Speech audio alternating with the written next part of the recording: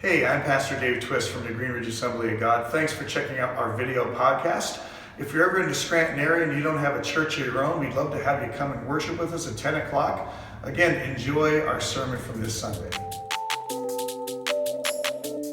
Amen. So today is Father's Day, and in a few moments here I'm going to have a group of guys who are going to come up and they're going to help me preach the sermon today. We're going to do a panel like we did for Mother's Day. And yeah, it's great. So let me just say that, as guys, as men, and so ladies, we celebrated you last month, all ladies, and today we celebrate our men. And we're thankful for our men, whether you're a father or a grandfather or an uncle or a big brother or a mentor, whatever you are, in whatever way you fulfill that calling on your life, we're thankful that you are pursuing Christ. And it's funny, so often, sometimes guys get a bad rap because the ladies don't think we're as spiritual as we are, because we're not like ladies, we're not women. And so today is a day for us to celebrate our manhood in following Christ. And sometimes men follow Christ different than women follow Christ, And even in the church, like the church, it's one of those deals where like the church is decorated up real nice. And even today, we have extra flowers up here. But truth be told, if the church was decorated by a group of guys, there'd be like a grill up here. Am I right? Oh yeah. Even if it was a George Foreman grill right here. What's that? And fishing poles, yeah, right. And so, where's Karen? Is she in the back? Yeah. Good. Because the one time she had decorated, and where is Jerry? She's okay. All right. So they had decorated, like big butterflies on the walls. And I said, it looks like a girl's bedroom. I said, I'm gonna get some guys and see if maybe they'll bring some of their heads from their trophies, their deer heads and stuff. Put them up in here, Maybe like a stuffed black bear on the platform would be nice, So today we celebrate manhood a little bit, and the reality is, ladies, sometimes you look at your men and you're like, they're just not so spiritual. They're not like spiritual like me. Sometimes they're more spiritual than you. Yeah. And remember that even if they're not as spiritual as you, God speaks through your authority in your life. Right? Ooh, I got a manly amen on that one. God speaks through your manly authority in your life. That would be your husband. Wives, right? Oh, thank you, Gabby. I got a lady to amen that. That's awesome. That was really good. So aren't you glad I'm not preaching today? This is what I'd be talking about. So God speaks to him. And just like for us guys, God speaks to us through our women too. Think about it. I just want to highlight and I think I actually might have shared this before, but there was a study that was done about ministers. And over the past 2 years, there's been like a real uptick of ministers that have come forward for disciplinary actions in our district, okay? There's been an increase. And it was funny because I actually said to Pastor Don Immel, who's the new district superintendent, I said, wow, did you expect this? Because the past year, there was a large increase of ministers that just, had to bring up on disciplinary actions for certain things. And he wasn't expecting that. And so even people who are ministers sometimes stumble, right?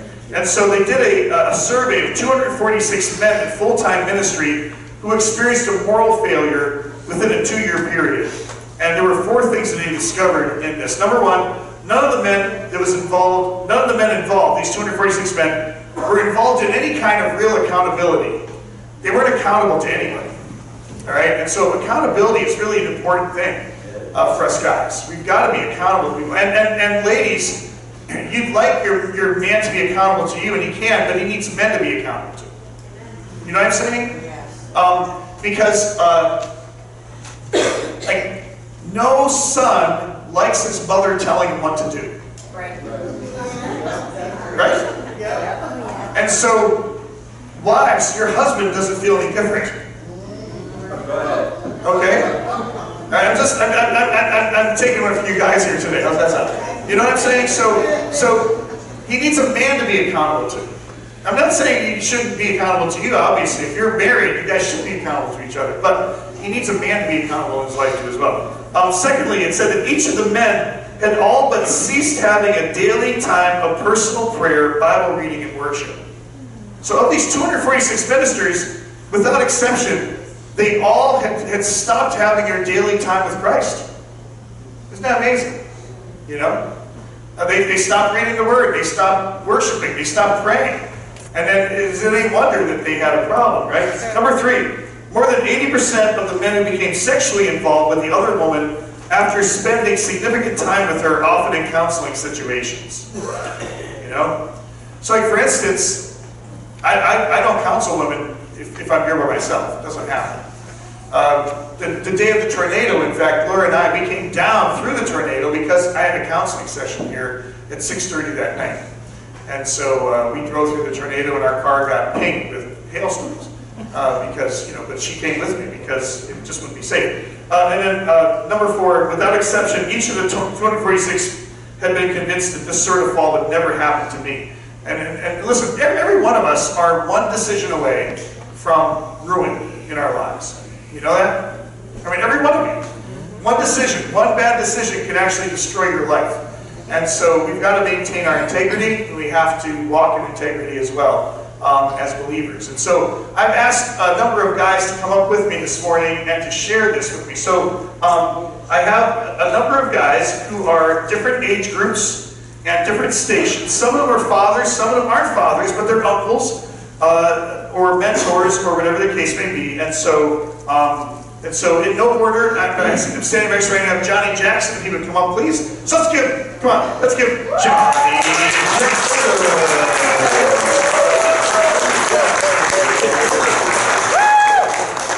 I guess I should have asked if they had entrance music.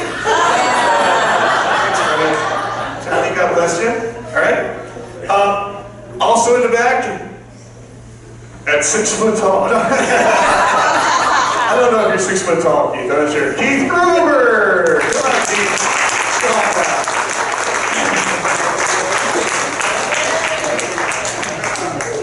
Now, Johnny's kids are fully grown. Keith's kids are, what would you qualify your kids as? They're almost teenagers, yeah. Pre-adolescents. Yes, so Keith needs prayer. All right. Johnny's are fully grown. Next in line, we have James Timoney. James Timoney!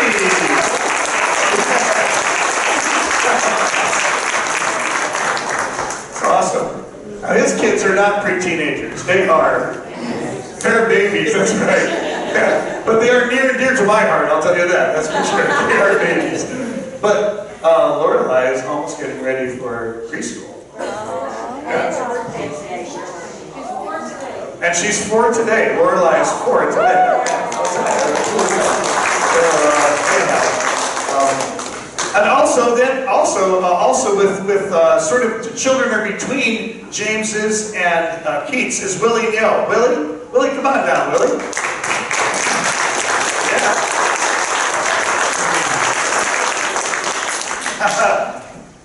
Thanks, Willie. Thanks, buddy. How old are your girls? 7 and 5. All right, so 7 and 5. So they're not pre-adolescents, but they're not babies anymore. I mean, they are definitely they're big girls. I mean, they have big minds. I'll tell you that, right? Right. Also we have with us who's this guy his children are fully grown as well. Ron Kotevich. Come on down, man.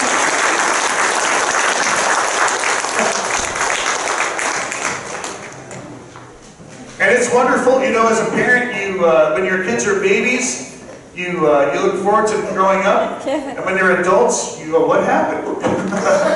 You know, like, what in the world? Right? And then rounding us up today, we have a young man who is not a father yet, but he is definitely an uncle, and that's none other than Thomas Twist!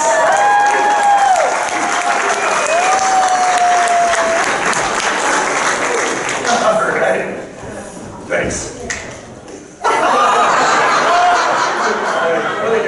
So, I'm going to hand out these microphones, and so when you talk, I'm just going to have you guys just talk at the microphone, share with each other, if you would.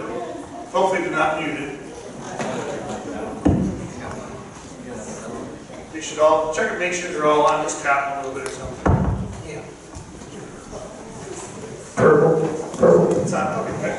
All right. So I have some questions that I'm going to ask these guys, and we'll take some time. And as well, now when we did the panel for Mother's Day, I stated that I was not a mother, nor did I identify as a mother, nor have I ever been a mother, even though I did stay at a Holiday Inn Express one time. But I am not a woman, but I am a man.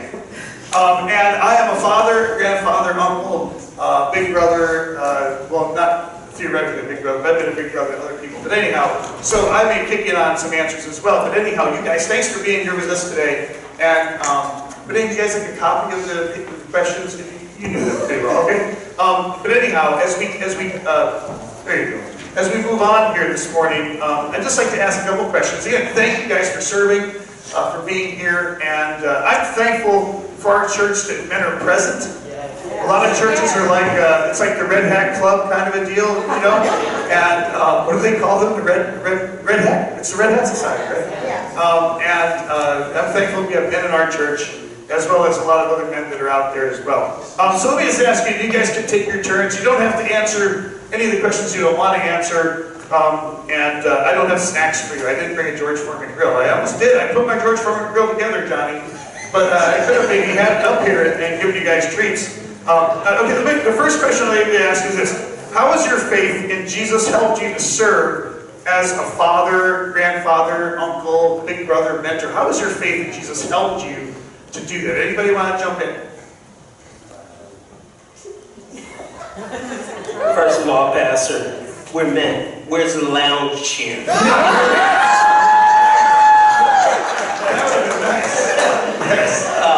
My faith in Christ has helped me be a better father. Before I accepted or rededicated my life to Christ, I was a terrible father. Because growing up for me, the men that was around me, we did what we saw. That's how we learned. So my father, my uncle, my older brothers was not following the way. They did things that was contrary to what Christ preached. So as me, when I grew up following their footsteps. And I went through a lot of trials and tribulations, hardships and everything. But my grandmother, who was a Bible-loving woman, who stayed in the Word, she prayed for us. Every time I would mess up, she smacked me upside my head and said, "Boy, you know better." Even up until my teenage years, and when she passed, that's what that impacted. Because my mother passed 3 years before my grandmother. When my mother passed, my grandmother took over her role in raising us. By that time, I was 16 years old, and I didn't want to hear no adult. When she passed, I was a senior in high school, and I actually walked away from everything because it destroyed my life. And it was a teacher one day grabbed me and said, "You're 2 months away from graduation. Don't give it up now." And he brought me back. He worked with me to minister at the church. Together, they kept me going. So even after graduation, I walked away from Christ. And eventually, I thought I had the world, but I didn't. Finally, I hit a brick in the wall, landed on my back, and there was only one place, one person that could help me, and that was Christ, and I haven't looked back since.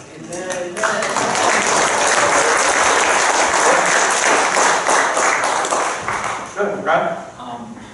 Through the years, I've found myself in, one way or the other, found myself in some leadership positions. I was a senior commander here for 11 years. Coached the softball team here for 10 years. That's enjoyment, right? Charlie. And I was the president at Greenridge Little League. And if any of you were Little League parents, or you've dealt with Little League parents, that's a whole lot of fun. So my faith helped me to find when situations would occur, and they do occur, It's either to find the right answers or to find the right way to handle the situations and deal with the specific things that go on. Anyone else? James? I think the way that I would describe it would be that the not just my faith and belief in all the tenets and facts and practices that make a good father, a good Christian. I think that is fairly common sense to me, just by my mind. But I think what changes that I can see an area where I would need to improve and work and keep going is the lively faith in it. So, you know, it's easy as common sense to me to do my task, do the right thing, do my responsibility, you know, no matter what it takes. That comes easy to me. But sometimes what takes the extra effort is to say, okay, yes, I do have to do this, but I also have to pay a little bit more attention and like emotional attention and love towards certain things. So one thing that I'm working on now, just because it's springtime and every day I just work until sunset, sun up till sunset. So I'm trying to find a balance between how to get the tasks done and the things done that I need to do to supply for the family and do the things. But I also realize that there's an emotional aspect of love that has to go into that too, that I have to say, okay, she's badgering me, she wants to play, she wants to do stuff. I can't do that for you because I have to do this, so I drag her out there and make her work with me. But I have to realize there's a little bit of balance that I have to. It can't all be one thing. I have to cut some of the things that I do need to do and say, okay, well, hey, it was windy the other day, so I had the garden put together, so we put the garden aside for a while and we went down, flew the kite in the yard for an hour or so, and then we went back to work. So probably just the active faithness, relationshipness of God is what shows me the different things that aren't in my natural character that I have to try to push out a little bit more to make sure I'm doing a well-rounded job on things.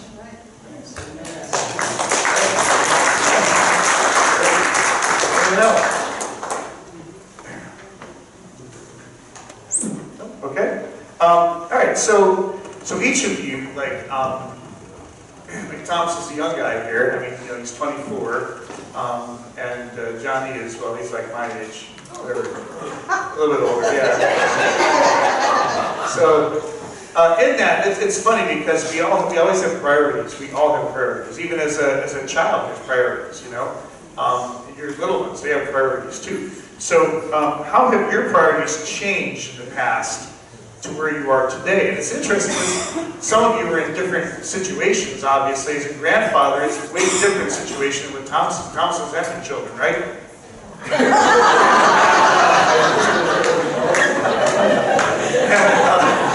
You know, so those priorities change over time. So how have some of your priorities changed, perhaps, over whatever period of years you'd like to go over with that and discuss with that? So anybody want to jump in on that? Yeah, that's right. Let's start off. My priorities change, and to you gentlemen up here as well as out there that have children, spend the time. I know you just talked about that. Take the time and spend with them because they grow up so fast, and before you know it, it'll be gone. They'll be on their own. My priorities, like I said, I grew up following the older men behind me. And their number one priority was working, making money, trying to provide. They provided for us, but that was the key point in that.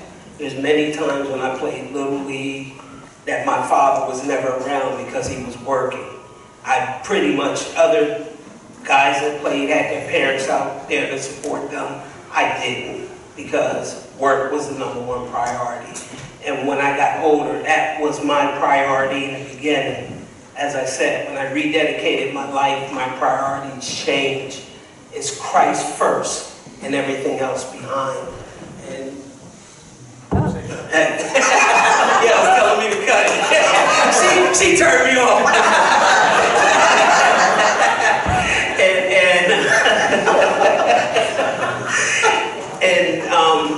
There's times when I reminisce and miss the time that my children was coming up in Little League and football and things like that. And I put work in front of them. That now that I'm in Christ, we have our conversation about church, but it's not like it should be. So, and I think part of that is because of the fact that I didn't pay them. Work was a priority in my life. Now that they see that Christ is a part of my life, we develop a closer relationship with it, and that's only because of Christ.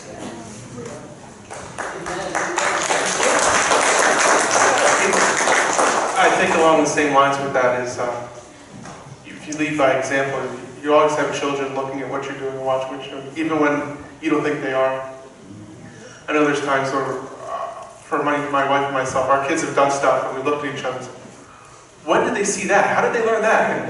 Or, oh, that's definitely something you've done. That's something, that's me coming out. But they're always watching everything we're doing. If we don't lead by example, they're going to look somewhere else for that example. It's true. And it's funny, I remember one time, when Melissa and Heather were little, we wanted to build them a swing set. And so they went to kids camp, and we stayed home, and we built this swing set for them. It took, a couple days to put the thing together totally, and it was made out of, it's still in our yard, it's still standing. I mean, it's still strong enough to hold, my carcass on it. It still works. So, I had a pile of gravel delivered at the same time we were spreading in our driveway. And so when they came home from kids camp, we told them, hey, come on back and look at this swing set we built for you. And so they played for 2 hours on the pile of gravel.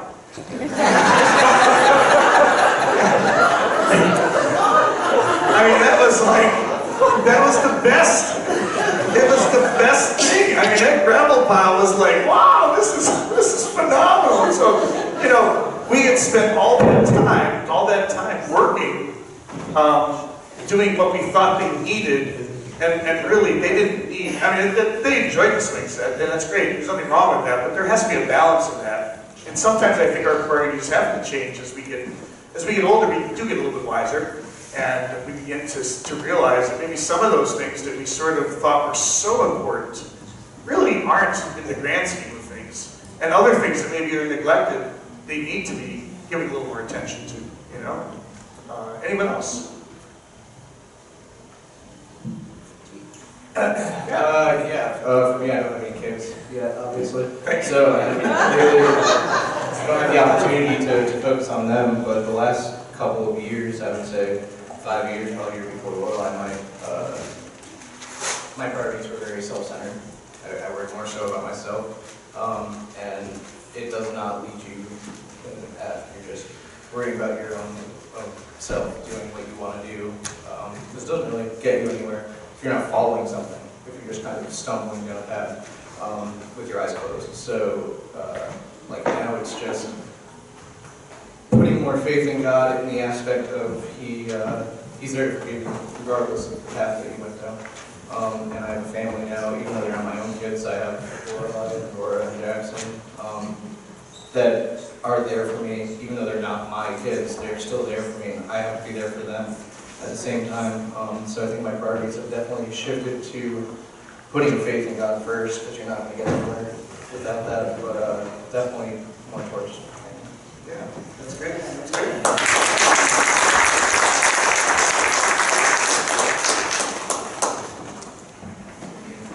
And that Thomas just brought up too, the idea of being forgiven. As a man, sometimes we don't like to allow the forgiveness of Christ into our lives because of the idea that we need to take care of ourselves. And the idea of somebody paying the entire price for me is difficult to accept. Because I'm a guy. I don't want somebody to pay the whole price for me. I mean, it's hard sometimes to receive a gift as a guy, right? You know what I mean, guys? But grace is one of those wonderful things that when you understand it, you realize, wow, God, He does forgive us, and it's given to us not for anything we've done. It's an incredibly freeing thing, you know? And that's a priority changer as well when we understand the grace of God. Because then, when we experience that grace, we can give that grace to others, you know? Sometimes our children can be taxing, sometimes our nieces and nephews, our little brothers or sisters, sometimes our parents can be taxing, whatever the case may be, you know? But you know, it's difficult. But when we understand the grace of God, it allows us to change those priorities to be able to minister to those around us. So, anyone else with some different changes in priorities, perhaps, that you have? James? I think when we say priority, I guess I think like what you want to do yourself. I don't think there's really anything. There's not a whole lot of things I believe that we personally wanted to do, Melissa and I, that can't really do now. I guess it's all kind of the same because we always kind of planned on having family, having kids, so it all kinds of goes that way anyway. So I don't know that there's like, you know, you know, things I'm missing out on, like going, I want to go hang out or do something. We don't really do that. We all the things that we want to do, we kind of do have an opportunity to do somehow with the kids, or if we can get away and do it ourselves. But I think the priority in the sense of time is something that is something I try to focus on because. Like Johnny was saying, with work and stuff, 2 years ago I made a job change, and it was mostly revolved around getting more valuable time at home, at least mentally myself, or like not being overtired and overburdened and stuff, so that when I'm at home, it's not so depressing and so, you know, miserable. So that's something that we've looked at, and I mean, I was lucky because I was able to make my career when I was younger, so I don't really have the roadblock of this is my career and I'm trying to establish it getting in the way. But you know, you do what you have to do. I mean, my dad he worked night shift when I was a kid so that he could be home somewhat during the days, and that was like the best schedule he could work out to make time for everybody and be around and stuff. So I mean, you do what you have to, because that's in most family circuits, that's our responsibility as the provider. You know, we're the ones that are supposed to go kill ourselves and make everything happen, because that's our burden. So you do what you have to. I think I got lucky because the job change that I wanted did come kind of at a good time, at a good location. It was probably not something I would have jumped on myself if it didn't line itself up. So I think it was good timing. It was a good thing. So that it was an important thing, because I wouldn't want to be striving after a career and sacrificing the family for it. And I kind of started to, not that I struggle with it, but I kind of started to come to terms with that in the amount of work and where my value was going in my time. Because, you know, I worked pretty, not indignant, but I don't know the word for it. I worked pretty intensely for my job because I expect to do good when I'm there. That's what I'm supposed to do. And we had our team was a very family-focused, even Christian company. And I just started realizing all the places that I worked at and did things and died for and cut, you know, and it just, you know, all the misery you go through doing jobs and doing things, and then they pack the building up and move it.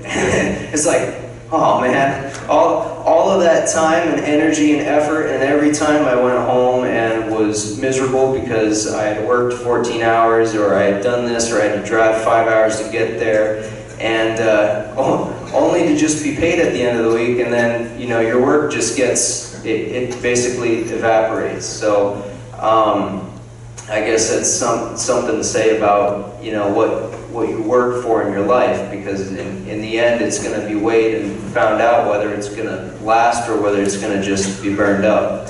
So it just got ridiculous. I was like, I am not going to kill myself this much for everybody else just to get paid and just to watch all my work get taken apart in 3 years.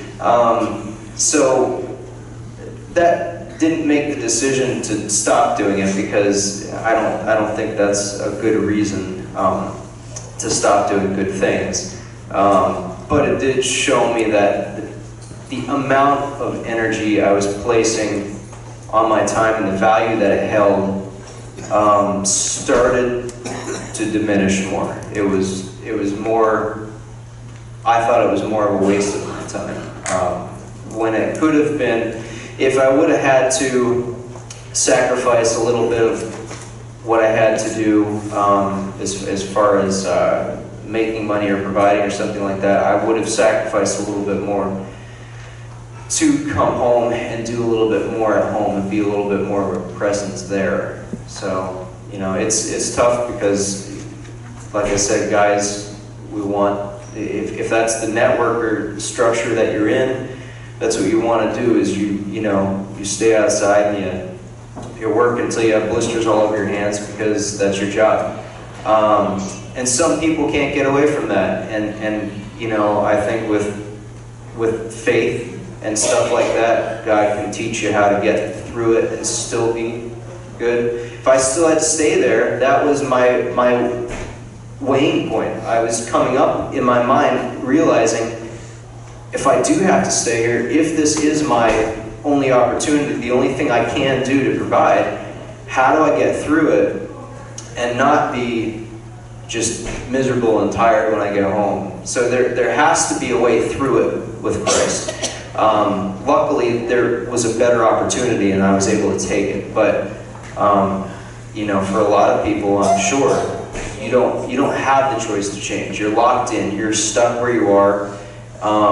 It is what you have to do. So I don't think I did that well. I think I needed to work even better at it, but I think there's a level of faith to that too, of allowing God to show you how to get through the drudges of life and things that you have to do, and still, you know, put value on the things that you have everywhere else when you're not completely spent.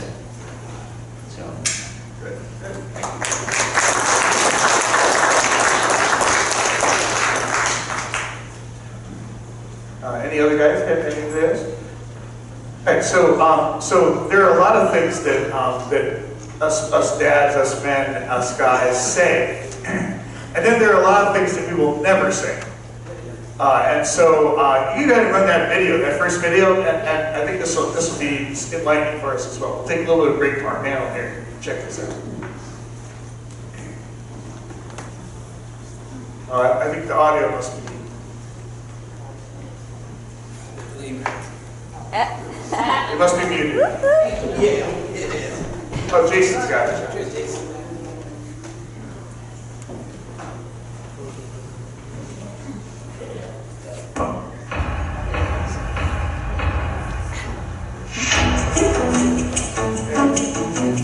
I don't care how late you stay out. Stay out as late as you want. You want to borrow a new car? You want to borrow my credit card? Kids today, they really have it rough.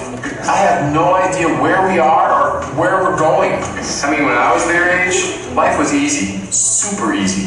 Why haven't you gotten a tattoo yet? How come you don't have any piercings yet? Yep, we're lost. We are completely lost. Dude, sports. Just do whatever the mechanic says to do. Vehicle maintenance is completely overrated. Look, whatever the mechanic is asking, just pay him. Pay him whatever he wants. Worst day is soap operas at night. I like that boy. You should date him. You should date him immediately. Well, what about the creepy guy with the motorcycle? He's cute. Yeah, sure. Spring break in Tahiti sounds fun. Hey, make sure you get all your video games done before you start your homework. You don't have to pass all your classes. What? You have a project due tomorrow, and you've known about it for 4 weeks, and you haven't started yet? Sweet! Doesn't anybody want to know if we're there yet? Remember, if you need anything between midnight and 4 a.m., please come wake me up. Hey, I'm on the phone. Could you bring the baby over and let him climb all over me? Hey, you please turn that music up? Well, I just stopped for lunch 10 minutes ago, but yeah, let's stop again. I never have trouble with my toddler. I never have trouble with my teenagers. I never have trouble with my adult children. You know, she's right. We are ruining her life. Yes, more homework to correct. All right, whining. Yay, tantrums. Vomit. We just really need to spoil these kids more. Sorry, buddy. I don't know any good jokes at all. You're 16. You pretty much know everything now. I think 18 is a great age to get married. Okay, remember, make sure you turn on all the lights before you leave the house. Hey, could you leave the front door open for a couple hours? Thanks.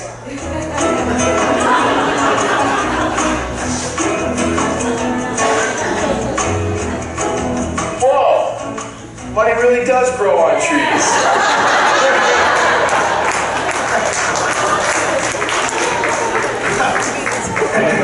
That's right. Yeah, I can honestly say I've never said any of those things. Yes. That's great. All right, so let's take this and look a little introspectively. So, like, what advice would you give to yourself if you could go back a number of years and talk to the younger Ron, or the younger Johnny, or the younger James, or younger Willie? What advice would you give to yourself if you could go back and talk to yourself? Keith? This kind of actually, I think the priority one and the advice can kind of tie together. Just in my circumstance, as far as I'm concerned, like, you think of yourself as an adult man, father type thing when you're 18. And when you're 18, everything's all about you and what you want. And then it was real quick in my life. I was 21 and my wife was 20 when we got married. And 5.5 years later, we had 3 kids. So things change quick. And it throws you curveballs, it throws you 98-mile-an-hour fastballs, and whatever. And you can get overwhelmed really quick. And to not get overwhelmed, it's I don't know if it's a trick, if it's magic not to, but you do. But eventually, if you put God first in the situation, and when we met, we used to go to a lot of the youth group things and stuff when we met and stuff, and the altar was a place where she and I were together a lot. So if you use that as your way to get you through the situations, you won't be as overwhelmed. It still may be, you're still, it's still gonna, but if you know that somebody else is taking care of it for you, it's gonna get better.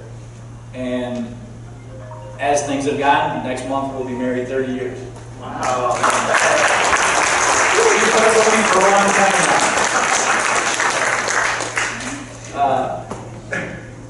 Things have changed. Job situations have changed. I worked my first job. I worked for 14 years up at Specialty Records. After I went to college for a month, I hated it. Quit that. Started at $4.75 an hour. And after 14 years, they closed it. And my job went to North Carolina. Like I said, I have 3 kids. Now what do I do? You pray first. You got me a truck driver's license for free. I'm doing a lot better now. Knock on wood. But just that I would just say that stuff's going to happen, good and bad. So stay determined through the bad things.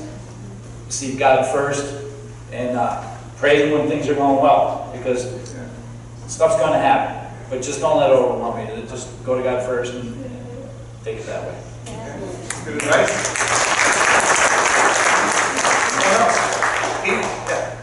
Well, the one I wanted to say was something my wife and I just found out in the last 10 to 12 years, and I wish I would have known from when we were younger. Is always tithe immediately. Be faithful with it. There's been so many things in our life that has been changed, and doors have been opened, and money that's come from nowhere to pay bills that we were never expected to be paid just because we tithe.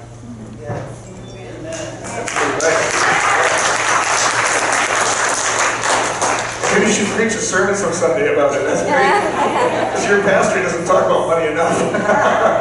But that's great, Keith. That's good advice to give yourself. Who else? What advice would you give yourself when you're back 10, 12 years, whatever, 5 years? John? This question was very difficult for me because I thought about a lot of things. The answer I came up was nothing, and here's why. The trials and tribulations I went through, I would not be the man I am today without them. And if you go back to the Bible, Jesus get on the Pharisees because they thought they were higher than what they really were. And that's why this was a difficult question for me. So I come up with nothing because of my life experiences. That is what developed my relationship with Christ.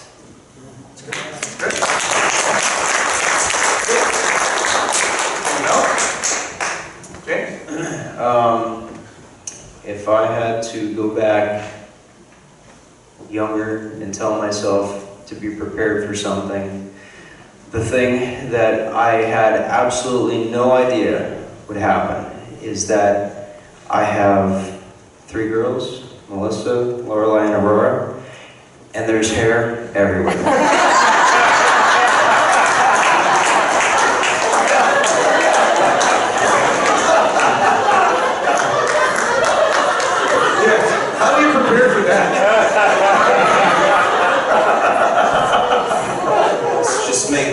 Contemplate how long it'll be till I get a dog. Yes. It's actually work. A long-haired dog. That's what you want, a long-haired dog.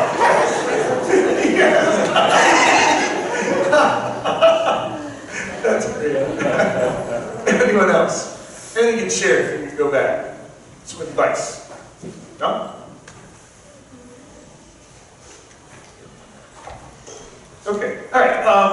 How about one of the greatest victories that you've experienced? Could any of you guys share any of that? What's a victory? It doesn't have to be something. It doesn't have to be, Normandy invasion victory, but whatever it is. That what kind of victories have you experienced as a man? Anyone? Did anybody experience a victory? Rob? As I just stated when I was talking about the past there, that I went to college for one month, hated it. But as a father of 4 now, we have Stefan as our adopted 4th son. All 4 of them graduated from college. Yeah. And Corey has graduated twice, and he'll be graduating a 3rd time in another year. Wow. He'll be Dr. Yes. And then not only did they graduate, but they're hardworking and very responsible adults. Thank you, Lord. Amen.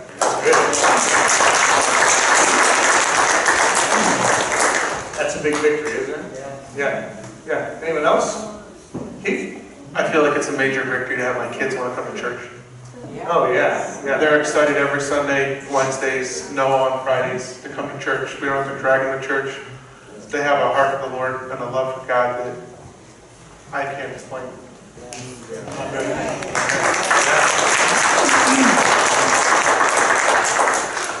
Yeah, that, and really as parents, when you look at that,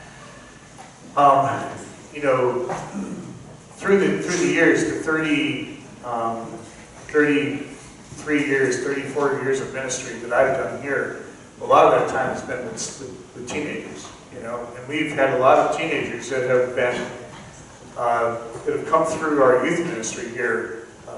Literally thousands of teenagers have come through our youth ministry here. The vast majority of them,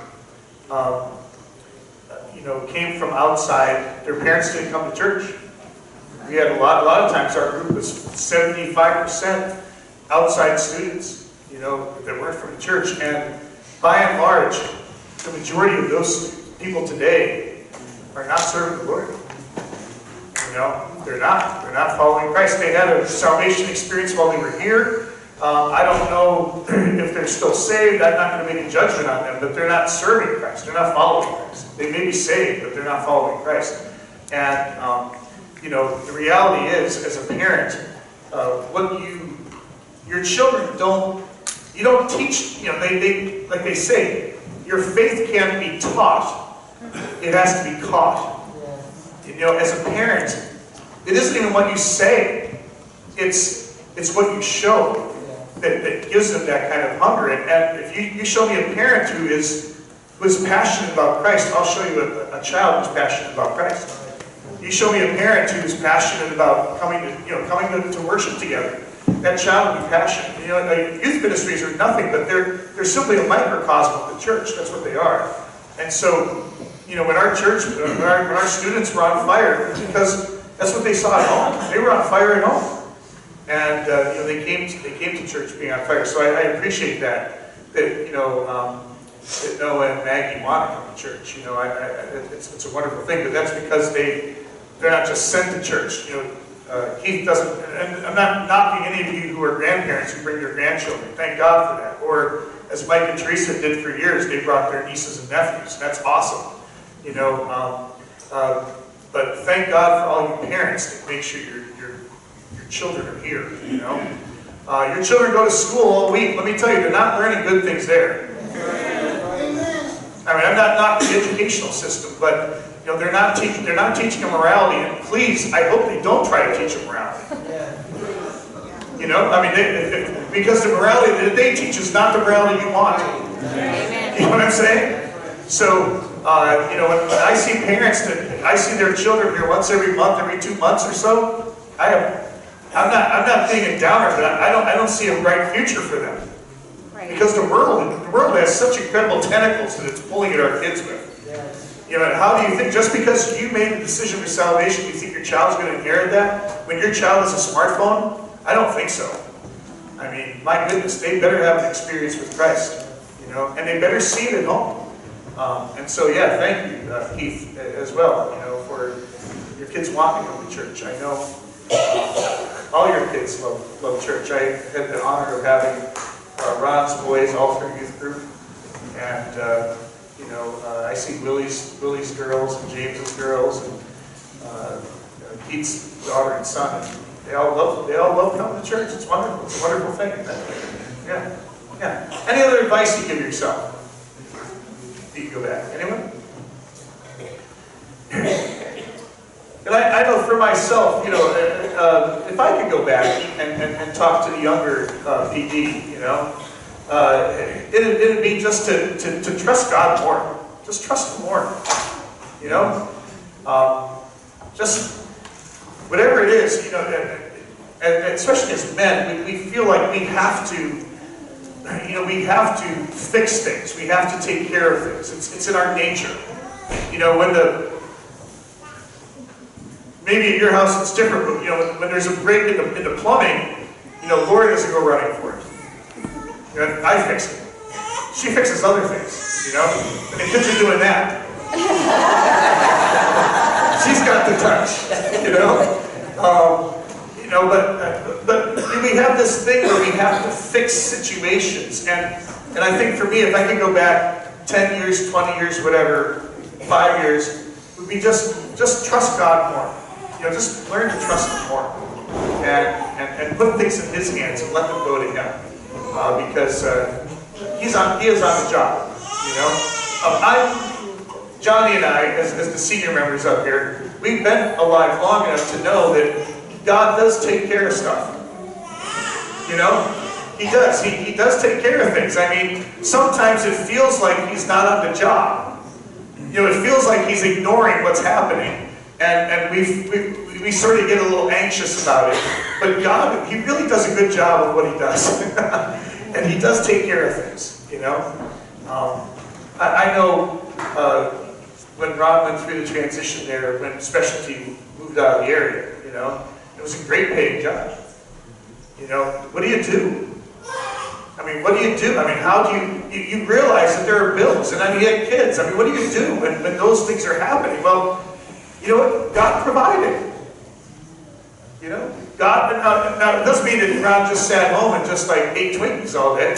I mean, he had to go for training and learn how to drive a truck, and he had to work, but God provided, I mean, I look around this room, many of the men in this room, man, some of you have gone through transitions in your jobs, some of you have gone through transitions in family, and God has got your back. He's done that. He's been on the job, and he's good at his job, and we can trust him on that. Any other thoughts on that before we move on? Willie? Yeah. I have to agree with Pastor Dave. Oh, it's up. It's not- All right. Oh, just speak ready. All right, I have to agree with Pastor Dave. Me myself, yes, I think if I want the thing that I really wanted me to like maybe like 10 years ago is to trust God even more. And I came to this country with nothing, and I honestly didn't know what I had to do, especially after I got married and had our first, daughter. And, it was crazy, but one of the dreams that I had was to be able to get to know God even more, and to have faith, like deeper faith in Christ. And we all know that faith comes from hearing the Word of God. Yeah. And I don't know how things went together, but the fact that God blessed us with our own business that allowed me to listen to sermons every morning, to be able to play worship songs every morning at work whenever I want to. So it's just awesome. Now, let me ask you a question. So with this business, now remember, he shared his testimony. If you weren't here, he came to the country really with nothing. His first job was it TJ Maxx? No, it's actually PNG. Oh, P&G. He was a cardboard box crusher. Yeah. So he would be like in the dumpster, they'd throw the boxes in on top of him, and he would crush them, right? Yep, that's what I did. That's what he did. My first day. It was snowing too. Just so you know, where I come from is just either hot or rain. That's it. So it was shocking, pretty much. So, he's worked hard, and he owns his own business now, and supplies sushi. Yes, that's what I do. Yeah, and very good sushi. How many of you like sushi? All right, well, yeah. Anyhow, now this is interesting. Is the man still working for you? The Muslim guy, is he still working for you? No, He quit. Okay. All right, but this is interesting with his faith on the job. Now he's the boss, right? And so there was a man that started working for him who was Muslim, and so Willie hired him because he needed a worker, and whatever. Initially, the man was absolutely resistant towards everything he said, right? Yes. Yeah. It's just funny, about 2 years ago, I don't know, for some reason, God put something in my heart to learn more about Islam. So I started to learn more about Islam, and I found so many contradictions in Quran and Hadith, and I don't know, for some reason I just we gotta learn about this thing. And then, not too long ago, God sent this gentleman, and I shared with him, and in the beginning he was so resistant about it, and after some time we shared the gospel, we shared what the Quran has to say, being the perfect word of God, word of Allah. Until one day, actually I shared this one thing, and I asked him, so you guys Muslims claim that Quran is the perfect word of Allah. So explain this to me in Surah Maryam. It's talking about Mary, mother of Jesus, and it also says that Mary there is a sister of Aaron, and her father is Imran. So we all know that Aaron is Moses' brother, right? And Moses and Aaron, they have a sister whose name is Miriam, right? So explain to me, between Moses and Jesus, there's hundreds of years in between. So how is it possible for Quran being the perfect word of Allah get this thing confused? Contradict one to another, So, Yeah. and he was I don't I don't know what else to tell you. Crazy And word. then he was like, maybe Jesus is God. That's what he said. Wow, wow, for a Muslim to say that, wow, that is like, So you know guys, Muslims, they don't believe that Jesus is God. There's no such thing to them. Yeah. Jesus is just another prophet. Muhammad is the last prophet. So in Quran it says that Allah actually took Jesus off the cross and replaced him with someone else who does look like Jesus. So if you think about it, who really is responsible for all the Christians? It is Allah. He deceived. According to the Quran itself though, Allah deceived so many of us into believing that Jesus died on the cross. Right? Now our Bible says that the great deceiver is, Satan. Yeah. that's it. That's right. And I shared that with him as well. And he was like,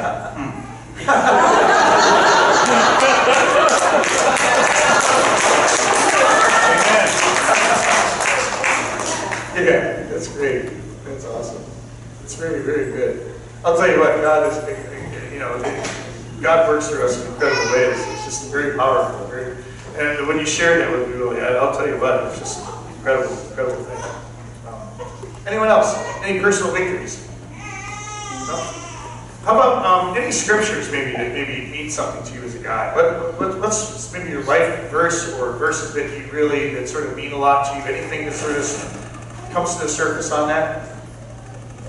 I have two. Yeah, I had to put them on my phone, so I don't know. it's okay. The first one is John 16:33. It says, "Take heart, I have overcome the world." Yeah. And then Jeremiah 29:11. "For I know the plans I have for you, declares the Lord, plans to prosper you and not to harm you, plans to give you a hope." Yeah, that's good. Good verses, aren't they? Yeah. Jeremiah 29:11, man, that means so much to so many of us. It's great to hold on to that. John? Mine says Proverbs 3:5-6. Trust in the Lord and lean not on your own understanding. Acknowledge him in all your ways and he will keep your path straight. Yeah, it's good. It's good. Good verses. Anyone else? As men, we make mistakes all the time. Just ask our girlfriends or wives. But we do fail. And just as humans, we fail. So I have 1 John 1:9. If we confess our sins, he is faithful and just, and will forgive us our sins and purify us from all unrighteousness. Amen. That's so good. Yeah. Yeah, we confess our sins. Good. Anyone else?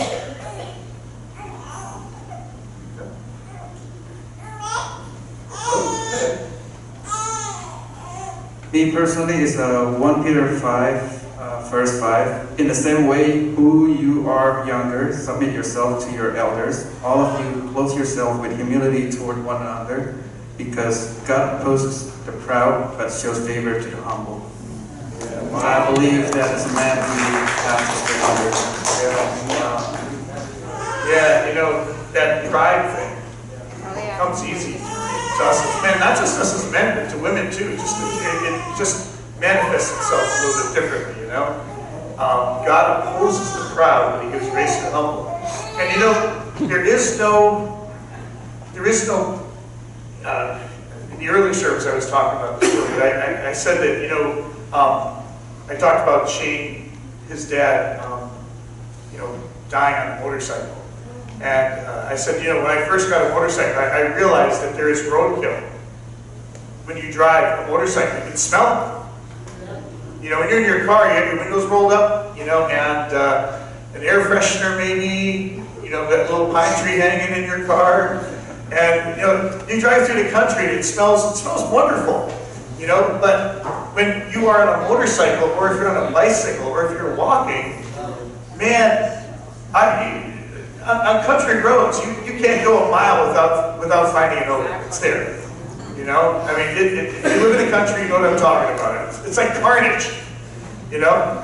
And I remember we did that bike hike up to Red Rock, right? And man, you just ride along. Oh man, you can smell it coming. No, don't stop here. Let's keep moving. You know? I mean, that scent of death is so strong that buzzards can smell it from miles away, and they'll actually come and find the dead a dead body. And there is nothing that smells worse than pride. Pride is the stinkiest thing.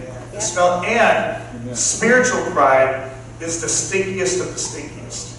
It really is. You show me a person who gets filled with spiritual pride, man, they smell to high heaven. You know? And so God opposes the proud. He opposes the spiritually proud too. Remember, in Jesus' ministry, the only people he really got mad at were the spiritually proud. I mean, he was around sinners. He was around people that were, you know, prostitutes and drunks. He didn't get mad at them. He got mad at the spiritually proud. Wow. And so we've got to be on our guard against that. Yeah, good verse. Right? Anyone else? How about any biblical heroes you guys might have? Who do you start to look up to biblically? Tom? Mine's obviously Samson. So nobody poked my eyes out or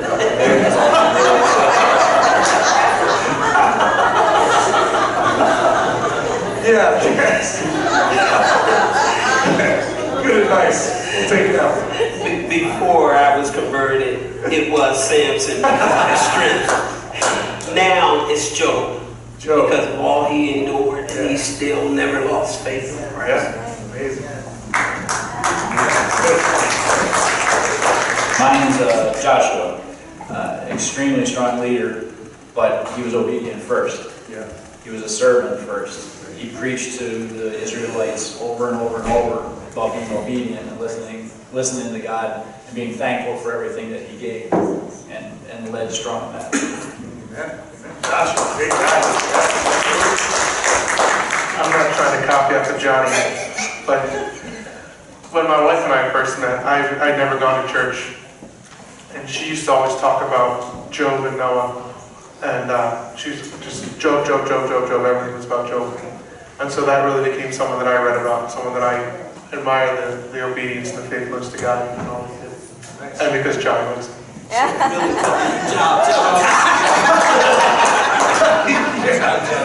Job.